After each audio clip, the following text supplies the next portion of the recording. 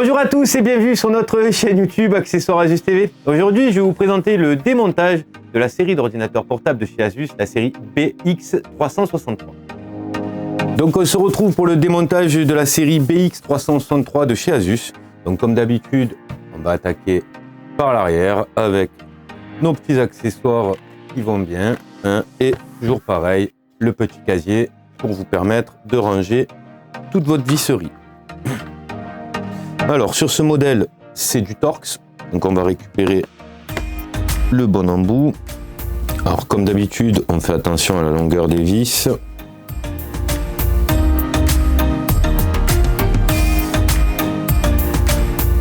Alors, je vais essayer comme d'habitude de trouver une partie un peu plus fragile pour le déclipsage. Voilà. Oui, a priori, il n'y a pas l'air d'en avoir sous les patins, donc on va faire comme d'habitude. Et donc on force jamais, on ne sait jamais si vous avez des câbles dessous. Ah, voyez. Hop. Et voilà pour le démontage de la série du bottom, de la série BX363.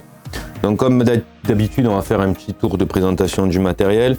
Ici, on s'aperçoit qu'il y a une très grosse batterie, donc en l'occurrence, il doit bien tenir la charge. Si vous avez le système de haut-parleurs, hein, les speakers ici, alors sur ce modèle-là, on va pouvoir les retirer dans les antennes Wi-Fi. Ici, vous avez la partie de refroidissement, la partie active, hein, ce qu'on appelle le thermal module, hein, qui fait la partie complète avec la partie passive ici.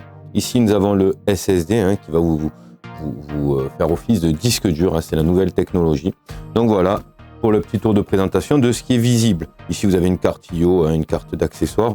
Donc comme d'habitude, on va commencer par débrancher la batterie. Donc je recule le petit ergot de sécurité et je viens à débrancher.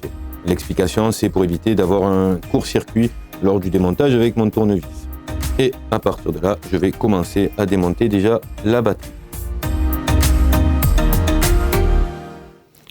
Attraper la batterie, on tire délicatement, on ne sait jamais s'il y a quelque chose qui retient ou qui est collé.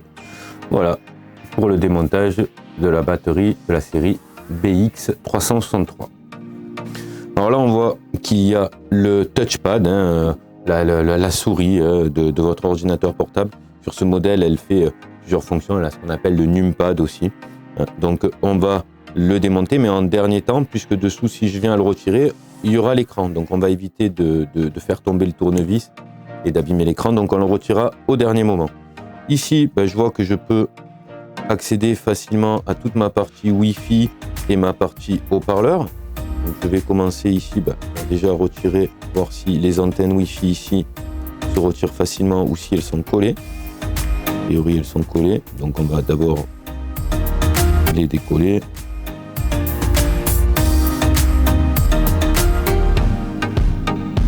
Alors je fais délicatement pour conserver, vous voyez, le collant ici, hein. Donc on voit que le câble passe par-dessus le haut-parleur gauche. Ici j'ai un petit bout de sparadrap. Okay. Alors sur ces modèles, vous voyez, on peut démonter on le retirera après, hein. C'est juste pour faciliter le retrait de mon haut-parleur. Je regarde bien où passe le câble.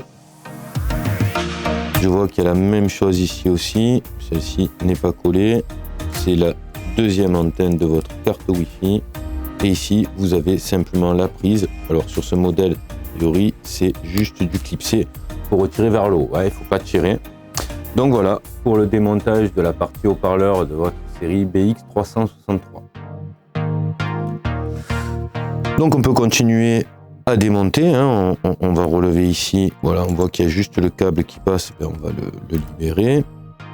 Et il tient juste par des sparadraps et il est maintenu ici par notre système de thermal module. Donc quand on le retirera, on viendra ici simplement, on peut déjà débrancher. Donc vous voyez que votre carte Wi-Fi est intégrée. Donc là, vérifie que j'ai bien mes petits repères noir et blanc. Ok, j'ai bien le triangle blanc ici et le triangle noir de ce côté. Donc je peux les débrancher. Et je vais pouvoir retirer donc une antenne. Alors ça se fait pas sur tous les modèles, hein. Sur celui-là du coup je peux le lever. Voilà, une des antennes Wi-Fi et donc la deuxième qui est maintenue ici par un bout de sparadrap. Voilà. et que je vais pouvoir ici retirer. Voilà pour la deuxième antenne Wi-Fi. Alors ensuite, on peut continuer à démonter les accessoires qui sont visibles. Donc on va déjà commencer par retirer ici, parce qu'elle va me gêner pour ouvrir l'ergot, mon petit SSD M2. Donc je retire uniquement la vis et je vais faire un petit effet de levier, mais léger. Logiquement, il doit légèrement se relever, voilà. Et vous n'avez plus qu'à tirer vers l'arrière pour retirer votre SSD.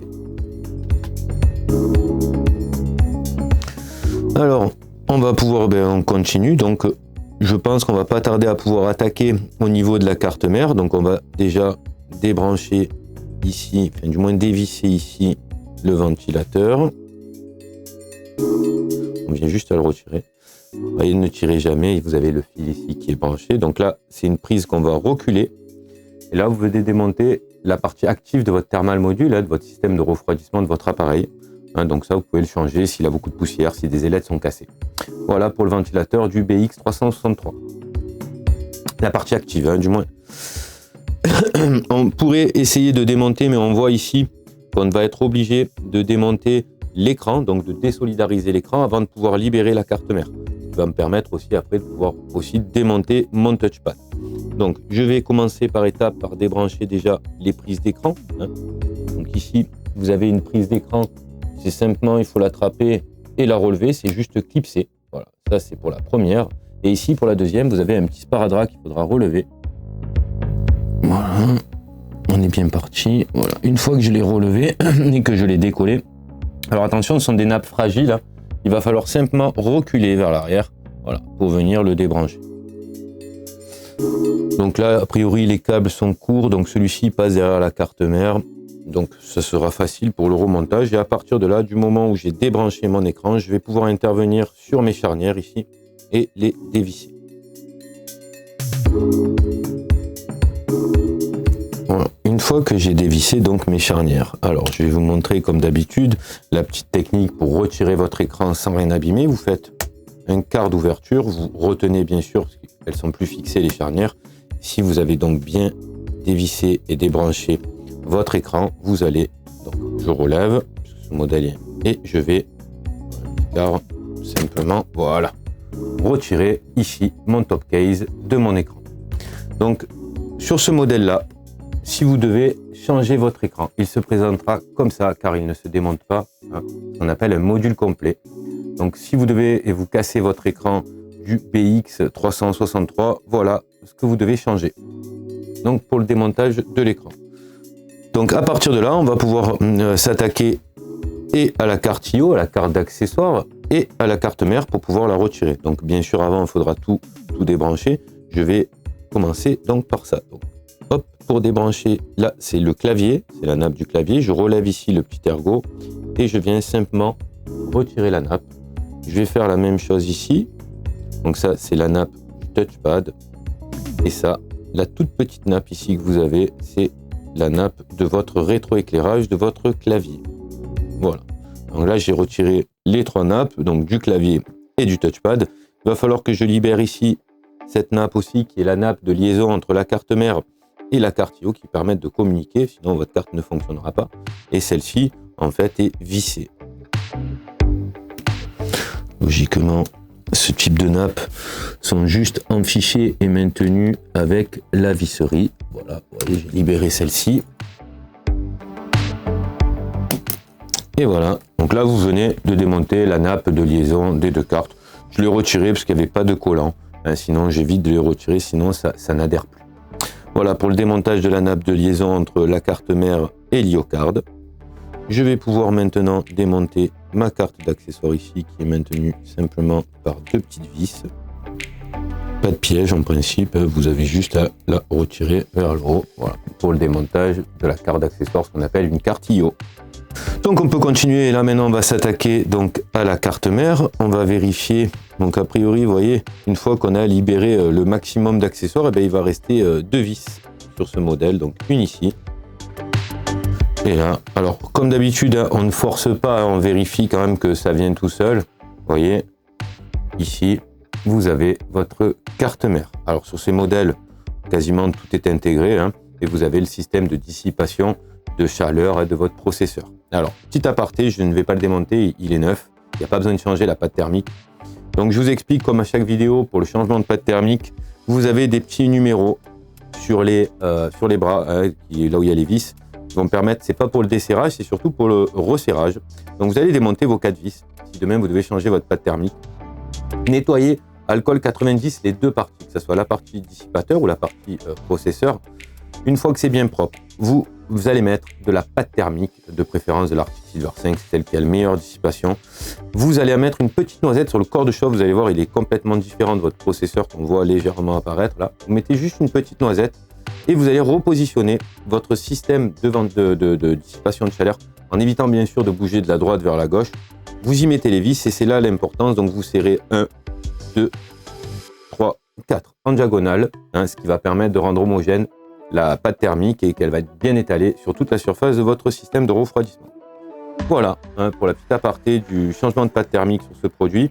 Voilà pour le démontage de la carte mère du modèle BX363. Une fois qu'on a démonté donc la carte mère, il va nous rester, là, très facile, il va nous rester uniquement le touchpad. Donc si vous voulez, je ne vais pas libérer la nappe, il n'y a pas d'intérêt, elle va se balader, mais j'ai juste à relever ici le petit ergot.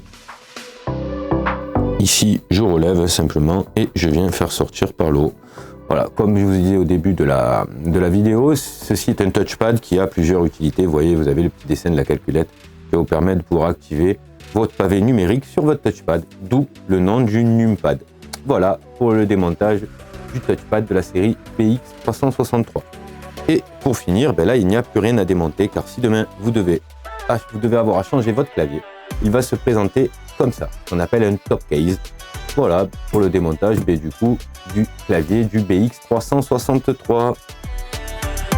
Voilà, merci d'avoir suivi cette vidéo. Comme d'habitude, j'espère que ça a été utile, que ça vous a plu. N'hésitez pas, le petit pouce bleu, de me suivre. Posez-moi des questions avec grand plaisir, j'y répondrai et je vous dis à très bientôt.